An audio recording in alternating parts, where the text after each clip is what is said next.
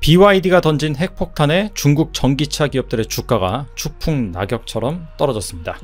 업계 1위인 BYD가 파격적인 할인 혜택에 나선다는 소식 때문인데요. BYD는 6월 말까지 22개 전기차 및 플러그인 하이브리드 모델의 가격을 10%에서 34% 인하한다고 공식 발표를 했습니다. 대표적으로 가장 저렴한 모델인 시걸 해치백은 20% 인하되어 55,800위안, 한화로 약 1,070만원 정도이고요.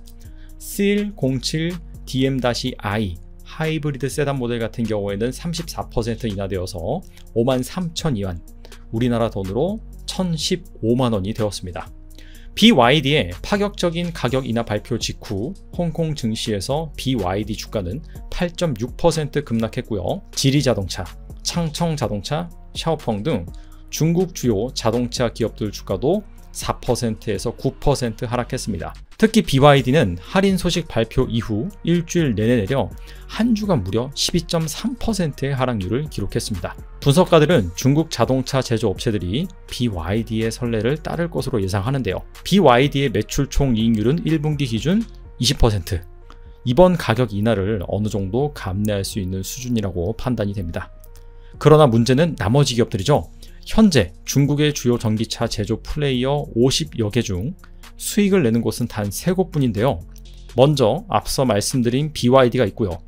테슬라와 마찬가지로 중산층 소비자를 타겟으로 하는 스마트 전기 자동차를 조립하는 리오토, 그리고 아이토 브랜드의 지능형 자동차를 제작하는 세레스가 있습니다. BYD의 행보가 중국 전기차 생산 업체들의 가격 인하 도미노 현상으로 이어질 것으로 예상되는 가운데 타 제조업체들의 손익은 더욱 악화될 전망입니다. 자, 그렇다면 BYD는 왜 10%에서 34%의 할인 판매 초강수를 두었을까요? 중국 자동차 공업 협회에 따르면 올해 1월부터 4월 중국 자동차 판매량 내수 수출 합산입니다. 해당 데이터는 1,006만 대로 전년 동기 대비 10.8% 늘었습니다.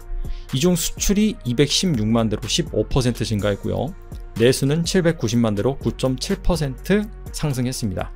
현재 중국 경기가 부진한 것을 감안한다면 매우 양호한 수준입니다. 그러나 중국 자동차 판매량을 견인하는 것은 중국 정부의 지원이라는 해석이 있습니다.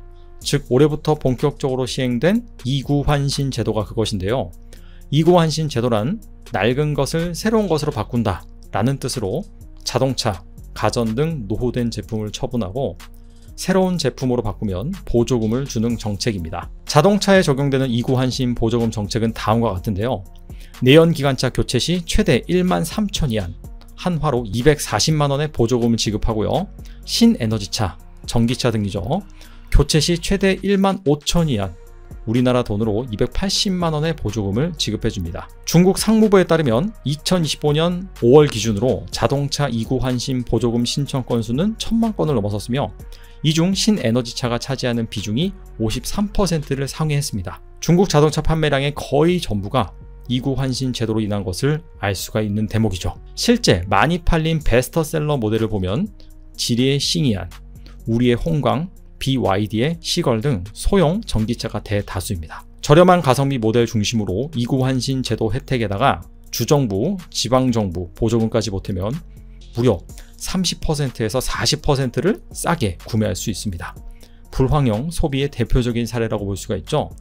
즉 중국 내수 경기는 여전히 부진한 가운데 이런 상황에서 자국 1위 BYD가 본격적인 치킨 게임에 나선 것으로 보입니다. 특히 2구 환신 제도가 사라지는 내년부턴 내수 판매량 역성장이 불가피할 것으로 보이는 가운데 중국 자동차 시장의 대규모 구조조정이 예고되는 대목입니다. 두 번째, BYD의 할인 이유는 막대한 재고를 소진하기 위함입니다. EV 포스트에 따르면 2025년 첫 4개월 동안 BYD의 딜러 재고는 약 15만 대 증가했는데 이는 한 달치 소매 판매량의 약 절반에 해당되는 규모입니다.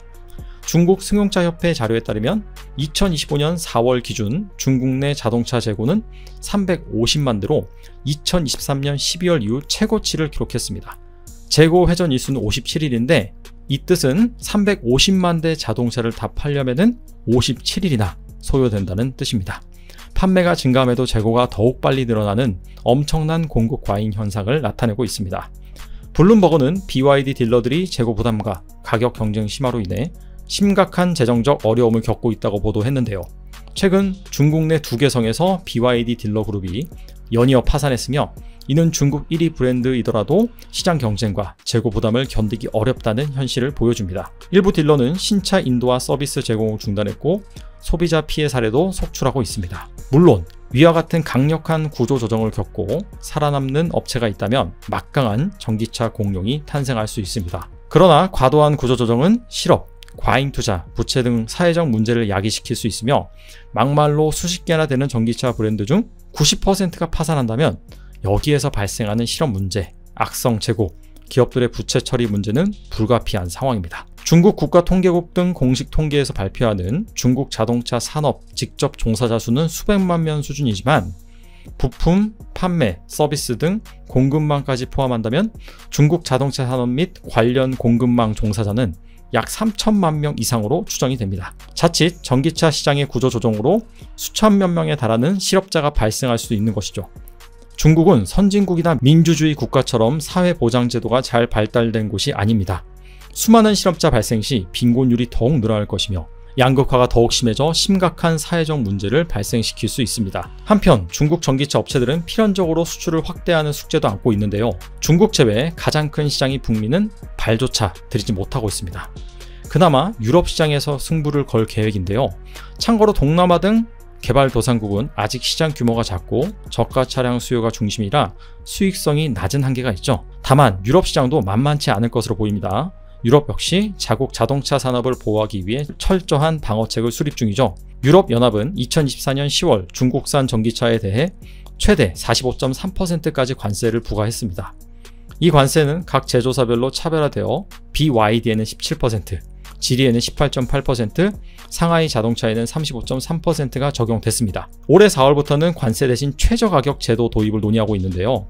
이 제도는 중국산 전기차가 일정 가격 이하로 유럽에 수출되는 것을 막아 유럽 자동차 업계가 가격 경쟁에서 불리해지는 것을 완화하려는 목적이 있습니다. 현재 유럽과 중국은 최저가격 도입 협상을 진행 중이며 유럽위원회는 최저가격이 기존 관세만큼 효과적이고 집행 가능해야 한다고 강조하고 있는 상황입니다. 자, 과연 중국 전기차는 가격을 무기로 유럽 및 다양한 국가에 수출 판로를 계속 확장할 수 있을지, 시작된 내수시장 치킨 게임에서 살아나는 업체는 무엇일지, 그리고 중국 자동차 산업의 과도한 구조조정의 결과는 과연 무엇일지 잘 지켜보면 좋을 것 같습니다. 감사합니다.